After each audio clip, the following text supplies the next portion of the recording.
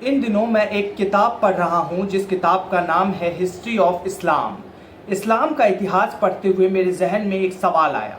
वो सवाल इसलिए आया क्योंकि मैं देखता हूँ मेरे आसपास बहुत से ऐसे लोग हैं जिनको अभी भी इस बात को लेकर कन्फ्यूज़न रहता है उनके मन में कि आखिर इस्लाम को मानने वाले दो अलग अलग पंथ शिया और सुन्नी में अंतर क्या है। आखिर क्यों इस्लाम को मानने वाले, कुरान को मानने वाले, पैगंबर हज़रत मोहम्मद साहब को मानने वाले एक ही धर्म के दो पंथों के दरमियान इतने इख्तिलाफात हैं, यानी डिफरेंसेस है। तो आइए मैं आपको बहुत ही आसान भाषा में बताता हूं कि आखिर मेन कॉज क्या है कि ये दोनों ही इस्लाम को मानने वाले पंथ एक दूसरे से लगभग कट्टर दुश्मनी रखते हैं। शिया मुसलमान और सुन्नी मुसलमानों के बीच वैसे तो बहुत सारे डिफरेंसेस हैं, लेकिन मुख्य रूप से अगर मैं बात करूं तो एक डिफरेंस जिसने दोनों ही पंथों के बीच सबसे ज़्यादा खटास पैदा की वो है हज़रत पैगंबर मोहम्मद साहब के इंतकाल के बाद उनका असली उत्तराधिकारी कौन होगा। इस पर बात करेंगे, लेकिन पहले समझ लेते हैं कि ये सुन्नी लोग कौन होते हैं। सुन्नी या सुन्नत शब्द जो है उसका मतलब होता है वो तौर तरीका जिस पर खुद पैगंबर हज़रत मोहम्मद साहब ने अमल किया था, वो सुन्नी कहलाते हैं, जो लोग उनके तौर तरीकों को फॉलो करते हैं। सुन्नी मुस्लिम जो हैं वो पूरी दुनिया में जितने भी लोग इस्लाम को फॉलो करते हैं उनमें बहुसंख्यक है। लगभग एक अनुमान के मुताबिक पूरी दुनिया में 80 से 85% मुसलमान जो हैं वो सुन्नी मुसलमान हैं। शिया मुसलमानों का सबसे बड़ा देश जो है वो ईरान है, जो इस वक्त अमेरिका और इजराइल के साथ युद्ध में फंसा हुआ है।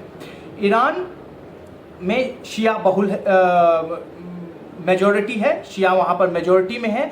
अब दोनों में डिफरेंस क्या है इसको समझ लेते हैं।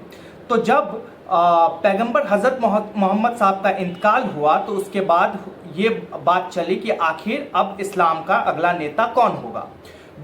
तो इस पर दो शियाओं का और सुन्नियों का अलग अलग मत था। सुन्नियों का ये मानना था कि अब वो जो है पैगंबर मोहम्मद साहब के बाद उनके जो ससुर थे अबू बकर, जो उनके कंपेनियन भी थे, वो इस्लाम के नेता बनेंगे। वहीं पे शियाओं का अलग मत था। उनका मानना था कि अब इस्लाम का अगला नेता जो है वो ब्लड रिलेशन में ही होना चाहिए, यानी पैगंबर हज़रत मोहम्मद साहब के परिवार से ही किसी को अगला नेता चुना जाना चाहिए। बहरहाल यहीं से डिफरेंस शुरू हो गया। इस्लाम के सुन्नियों के मुताबिक 3 खलीफा जो हैं वो पैगंबर मोहम्मद साहब के बाद उनके नाम है अबू बकर, हज़रत उमर, हज़रत उस्मान और फिर हज़रत अली। हज़रत अली को शिया भी मानते हैं जो कि चौथे खलीफा थे, लेकिन बाकी 3 जो सुन्नियों ने चुने थे उनको शिया नहीं मानते। शियाओं का मानना है कि बाकी 3 जो थे वो गायब थे। गायब क्या है? एक अरेबिक वर्ड है जिसका मतलब होता है धोखे से या षड्यंत्रपूर्ण कह सकते हैं। तो शियाओं का मानना है कि उनको धोखे से लीडर चुना गया। पैगंबर मोहम्मद साहब के बाद अगर कोई असली लीडर है इस्लाम का तो वो उनके दामाद हज़रत अली हैं। अब जो सुन्नी मुसलमान हैं वो खलीफा जो चुनते हैं, यानी अबू बकर, हज़रत उस्मान, हज़रत उमर, हज़रत अली, ये सब इनको खलीफा कहते हैं। लेकिन जो शिया मुस्लिम्स हैं वो इस कॉन्सेप्ट के खिलाफ हैं और वो खलीफा की जगह जो है वो इमाम की का जो कॉन्सेप्ट है उसमें बिलीव करते हैं। तो कुल मिलाकर उत्तराधिकारी की जो बात आती है तो वहीं से इन दोनों पंथों के बीच डिफरेंस शुरू हो जाते हैं। बहुत सारे अंतर हैं इन दोनों शिया और सुन्नी मुसलमानों के तौर तरीकों में भी, जो कि यहीं से शुरू होता है।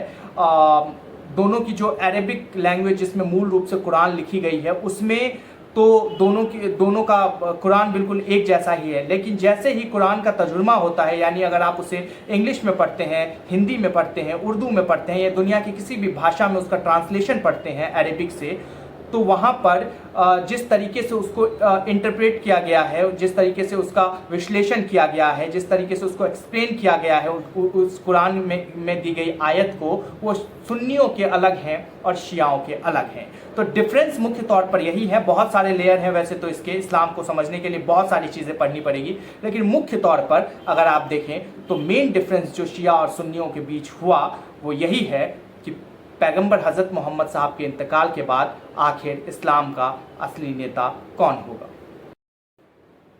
ऐसी ही बहुत सारी इंटरेस्टिंग जानकारी के लिए हम लगातार वीडियो आपके लिए लेकर आते रहेंगे। आपको करना क्या है, इस चैनल को लाइक करना है, शेयर करना है, ज़्यादा से ज़्यादा सब्सक्राइब करना है और इस वीडियो के नीचे कमेंट बॉक्स में कमेंट कर कर अपनी प्रतिक्रिया देनी है कि आपको वीडियो कैसा लगा और किन और टॉपिक्स पर आपको वीडियो चाहिए। बहुत बहुत शुक्रिया।